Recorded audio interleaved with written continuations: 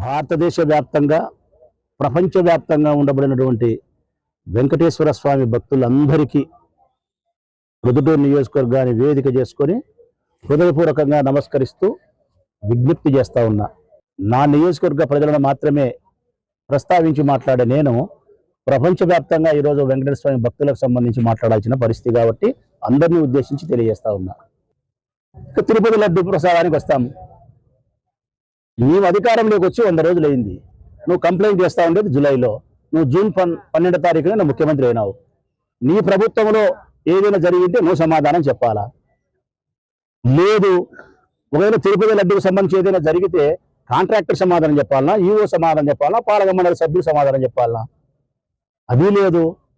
మీరిచ్చిన రిపోర్టే ఏం చెప్తున్నారు? మీరిచ్చిన రిపోర్టే, నీ ప్రభుత్వంలో ఇచ్చిన ల్యాబ్ రిపోర్టే స్పష్టంగా చెప్తున్నారు. దీంట్లో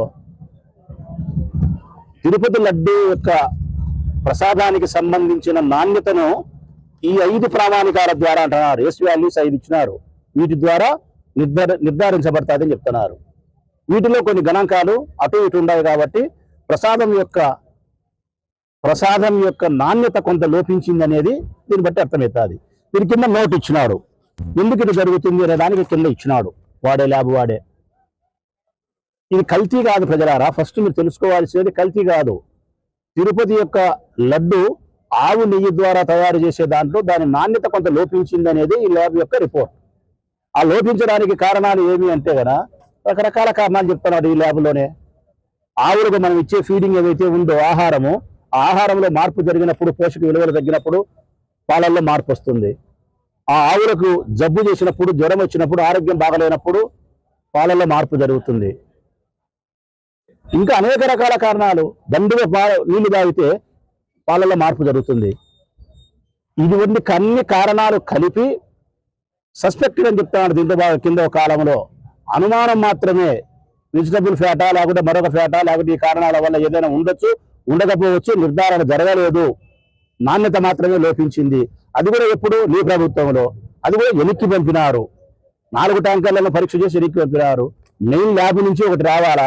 ఆ ల్యాబ్ అయిపోయిన తర్వాత ఇక్కడ 3 ల్యాబులలో తిరుమలలో పరీక్ష చేయాలా. అది అయిపోయిన తర్వాత ఎస్ అంటే లోపల పోతుంది, నో అంటే ఇంటికి పోతుంది. ఆ 4 ట్యాంకర్లు వెనక్కి పంపినామని చెప్తున్నారు. ఆ 4 ట్యాంకర్లు వెనక్కి పంపినప్పుడు ఎక్కడ నీకు ఆ నెయ్యితో లడ్డు తయారు చేసినారు? ఒక పక్క ఈవోనేమో ఆ ట్యాంకర్ల యొక్క నాణ్యత లోపించినటువంటి ట్యాంకర్ల యొక్క నెయ్యిని వాడలేదు అంటున్నాడు. లోకేష్ బాబు ఏమో వెనక్కి పంపినాము అంటున్నాడు. చంద్రబాబు నాయుడు ఏమో కలిపినాము అంటాడు. ఇదంతా రాజకీయాల కోసం చేసే ప్రయత్నమే తప్ప మరొకటి కాదు. అది అయిపోయింది. నిన్న మేము తిరుమలకు పోవాలంటే, జగన్మోహన్ రెడ్డి గారు పోవాలంటే దానికి కారణాలు చూపించింది. తిరుమలకు పోవద్దు. ఎందుకు పోవద్దు తిరుమలకు? మాకు నోటీస్ ఇస్తారు. నాలాంటి వాళ్ళు కొన్ని వేల మందికి ఇచ్చినారు నిన్న రాష్ట్రంలో ఈ నోటీసులు.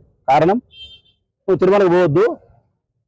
నేను తిరుమలకు పోవద్దని చెప్పే అధికారము ఈ ప్రభుత్వానికి ఎక్కడి నుంచి వస్తుంది?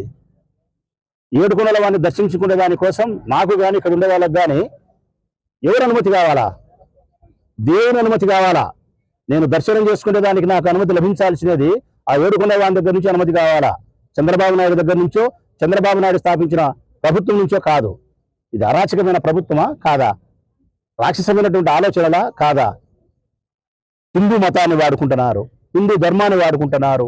ఇప్పుడే చూపించిన చంద్రబాబు నాయుడు ఫోటో తిరుపతి వెంకటేశ్వర స్వామి చిత్రపటాన్ని చేతిలో పట్టుకొని ఒక ఊరేగింపులోనో ఒక దైవ కార్యక్రమంలోనో పాల్గొంటూ కాళ్ళకు బూట్లు వేసుకొని దొరబిడ నడుచుకుంటూ పోతున్నాడు. ఈ ప్రపంచంలో ఎవరైనా వెంకటేశ్వర స్వామి పటం చేతిలో పట్టుకొని దైవ దర్శనమో దైవ కార్యక్రమంలో పాల్గొనేటప్పుడు కాళ్ళకు చెప్పులు వేసుకొని బూట్లు వేసుకొని పోయేవాడు, పటం పట్టుకునేవాడు ఈ భారతదేశంలో చంద్రబాబు నాయుడు తప్ప ఎవరు ఉండరు. ఈయన వెంకటేశ్వర స్వామికి భక్తుడా? మాల వేసి పవన్ కళ్యాణ్ చెప్పులు వేసుకొని తిరుగుతాడు. వీళ్ళు వెంకటేశ్వర స్వామి భక్తులా? జగన్మోహన్ రెడ్డి క్రిస్టియనా హిందువా అంటారు. పవన్ కళ్యాణ్ భార్య ఎవరు? పవన్ కళ్యాణ్ పిల్లలు ఎవరు? క్రిస్టియానిటీ కాదా? అసలు హిందూ ధర్మం ఏం చెప్తాదని ఆలోచిస్తున్నారా వీళ్ళు? హిందూ ధర్మానికి, హిందూ మతానికి ఉన్న ఏకైక లక్షణం జాతి వలన కానీ, వారసత్వం వలన కానీ మతాన్ని నిర్ధారణ చేసే అధికారం లేదు. హిందూ మతాన్ని ఎవరు గౌరవిస్తారో, ఎవరు అనుసరిస్తారో అట్టి అనుసరించిన ప్రతి ఒక్కడు, గౌరవించిన ప్రతి మనిషి హిందువు ఏం చెప్తాను? హిందూ మతం, హిందూ ధర్మం. మతం అంటే అభిప్రాయం, ధర్మం అంటే ఆచరించాల్సినది అని ధర్మం అంటే. ఆచరణకు యోగ్యం కాకుండా ఉండేది నువ్వు చేస్తే ఒరే ధర్మం తప్పినవరా అంటారు. ఇది ధర్మం కాదు నాయన అంటారు. అంటే ఆచరణ యోగ్యం కాని అంశాన్ని నువ్వు చేసినప్పుడు అధర్మం అంటారు. మతం అంటే నమ్మకం. తీసుకొస్తారు హిందూ ధర్మాన్ని, హిందూ మతాన్ని, క్రిస్టియానిటీని దైవ దర్శనాలకు ఇష్టానుసారం చేస్తారు. చంద్రబాబు నాయుడు ఎప్పుడైనా ఒక్కటే చంద్రబాబు నాయుడు గారికి ప్రజలు చెప్పేది, తన పదవుల కోసం, తన రాజకీయాల కోసం దేనినైనా అపపవిత్రం చేస్తాడు, దేనినైనా అపపవిత్రంగా ప్రచారం చేస్తాడు. దేనినైనా నీ ఇష్టమైన తిరుపతి లడ్డే కాదు, ఏ విషయంలో కూడా ఈ పవిత్రత భంగం కలిగింది అని చెప్తాడు. తిరుపతి లడ్డు పవిత్రత భంగం కలిగింది అని చెప్తాడు. జరగకపోయినప్పటికీ జరగని తప్పును జరిగిందని చెప్పి ప్రచారం చేసి ఒక రాజకీయ పార్టీకి నష్టం చేసి తన లాభపడే అంశం కోసం చేసే ప్రయత్నమే తప్ప మరొకటి కాదు.